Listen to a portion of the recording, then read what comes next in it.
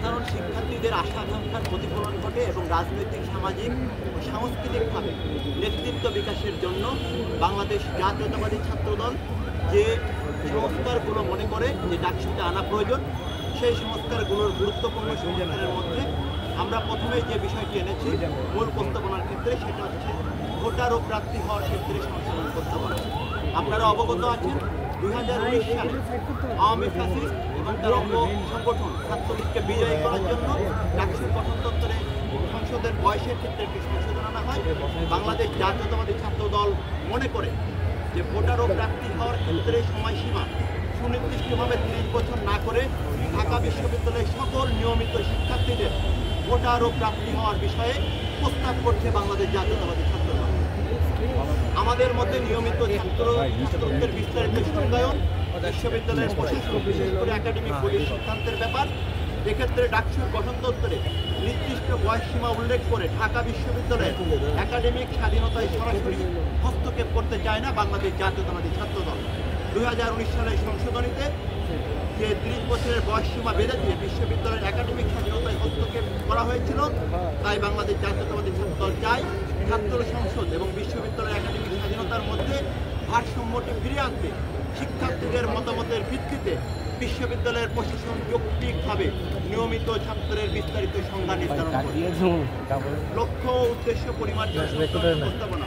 ডাকসুর গঠনতন্ত্রে বিদ্যমান লক্ষ্য উদ্দেশ্য ঢাকা বিশ্ববিদ্যালয়ের শিক্ষার্থীদের গণতান্ত্রিক, আধুনিক ও সমসাময়িক প্রয়োজনীয়তা ও আকাঙ্ক্ষা পূরণে ব্যর্থ। এ সকল লক্ষ্য উদ্দেশ্য ছাত্র সংসদে সংবিধানের আন্তর্জাতিক মানদণ্ডের সঙ্গেও সামঞ্জস্যপূর্ণ নয়।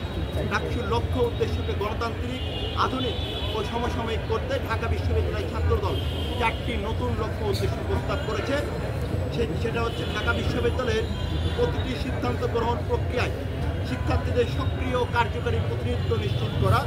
2, বাংলাদেশের স্বাধীনতা সংগ্রাম ও মুক্তিযুদ্ধের মাধ্যমে প্রতিষ্ঠিত গণতান্ত্রিক সংস্কৃতি এবং সামাজিক অর্থনৈতিক মূল্যবোধকে সমুন্নত রাখা এবং লালন করা। বিশ্ববিদ্যালয়ের শিক্ষার্থীদের সুনাগরিক হিসেবে গড়ে তোলা এবং তাদের মধ্যে নেতৃত্বের গুণাবলী সৃষ্টি করা।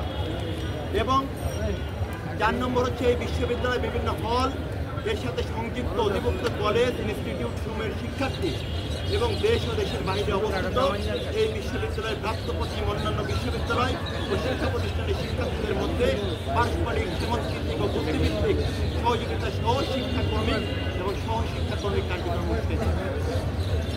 এরপর ডাকসুর কার্যবলী পরিমার্জন সংক্রান্ত প্রস্তাবনা। বিশ্ববিদ্যালয়ের বিভিন্ন সিদ্ধান্ত গ্রহণ প্রক্রিয়ায় শিক্ষার্থীদের প্রতিনিধিত্ব, তাদের বুদ্ধিভিত্তিক উৎকর্ষ সাধন, বিভিন্ন কার্যক্রমে তাদের সংযুক্ত হওয়ার সুযোগ কিংবা তাদের মানবাধিকার সুরক্ষা বিবেচনায় ডাকসুর বর্তমান গঠনতন্ত্রের উল্লেখিত কার্যাবলী খুবই হতাশাব্যঞ্জক। ডাকসুর কার্যাবলী সমূহকে আরও শিক্ষার্থী কেন্দ্রিক করতে ঢাকা বিশ্ববিদ্যালয় ছাত্রদল বর্তমান সংবিধানের মূল কাঠামো এবং শিক্ষার্থীদের আধুনিক গণতান্ত্রিক আকাঙ্ক্ষাকে মাথায় রেখে 10টি কার্যাবলী প্রস্তাবনা করেছে এবং এই কার্যাবলীর মধ্যে মূলত একটি নতুন কার্যাবলী সংযুক্ত করা, 3টি কার্যাবলীকে বিশেষ পরিমার্জন এবং বাকি কার্যাবলী সমূহ প্রয়োজন অনুসারে সামান্য পরিবর্তন ও গ্রহণযোগ্য কার্যাবলী সমূহকে অপরিবর্তিত রাখার প্রস্তাব করা হয়েছে। আমি কার্যাবলীগুলো 10টি যেহেতু নতুন, এটা করছি না, আপনাদের কাছে পৌঁছে দেবো, আপনারা পরবর্তীতে পেয়ে যাবেন। ছাত্রদল প্রক্রিয়ায় শিক্ষার্থীদের প্রতিনিধিত্ব নিশ্চিত করতে এবং কার্যনির্বাহী কমিটি নিয়মিত নির্বাচন নিশ্চিত করতে ডাকসুর কার্যাবলী সমূহতে পরিবর্তন আনার পাশাপাশি বিশ্ববিদ্যালয়ের আদেশ 1973-এর যথাযথ সংশোধন আনা একান্ত জরুরি। এজন্য বাংলাদেশ জাতীয়তাবাদী ছাত্রদল মনে করে বর্তমান ডাকসুতে বর্তমান ভিসিকে প্রেসিডেন্ট করার মধ্য দিয়ে, সভাপতি করার মধ্য দিয়ে যে একক ক্ষমতার অধিকারী করা হয়েছে, সেই ক্ষমতার ভারসাম্য আনার জন্য ডাকসু ও হল সংসদ সময়ের নির্বাহী কমিটি সভাপতির পদকে শিক্ষার্থীদের মধ্য থেকে সরাসরি ভোটের মাধ্যমে নির্বাচনের প্রস্তাবনা দিচ্ছে।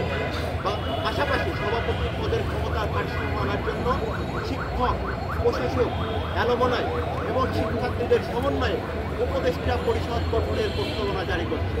বর্তমান সংবিধান অনুযায়ী বাজেট অনুমোদন সহ সভাপতির পদের কিছু দায়িত্ব পালনের পাশাপাশি নির্দিষ্ট সময়ের ভেতরে নির্বাহী কমিটির নির্বাচন অনুষ্ঠিত না হলে উপদেষ্টা পরিষদ নির্বাহী কমিটির দায়িত্ব পালন করে দ্রুততম সময়ে নির্বাচন অনুষ্ঠানের ব্যবস্থা করবে। প্রস্তাবিত উপদেষ্টা পরিষদের আকার হবে নিম্ন রূপ। ঢাকা বিশ্ববিদ্যালয়ের উপাচার্য আহ্বায়ক কমিটির আহ্বায়ক হিসেবে দায়িত্ব পালন করবে ঢাকা বিশ্ববিদ্যালয়ের উপাচার্য প্রশাসন, ঢাকা বিশ্ববিদ্যালয়ের কোষাধ্যক্ষ, ঢাকা বিশ্ববিদ্যালয়ের ডিনস কমিটির একজন নির্বাচিত প্রতিনিধি, ঢাকা বিশ্ববিদ্যালয়ের সিন্ডিকেটের একজন নির্বাচিত সদস্য প্রফেসর ক্যাটাগরিতে, ঢাকা বিশ্ববিদ্যালয় অ্যালুমিনাই অ্যাসোসিয়েশনের সভাপতি, ডাকসু নির্বাহী কমিটির নির্বাচনে সর্বোচ্চ ভোট পেয়ে সহসভাপতি নির্বাচন সেই সদস্য হিসেবে দায়িত্ব পালন করবে। আমরা মনে করছি একটি উপদেষ্টা পরিষদ গঠন হবে, সেই উপদেষ্টা পরিষদের আহ্বায়ক থাকবেন ঢাকা বিশ্ববিদ্যালয়ের মাননীয় ভিসি মহোদয় এবং শাসক সদস্য হিসেবে থাকবেন ছাত্রদের মধ্যে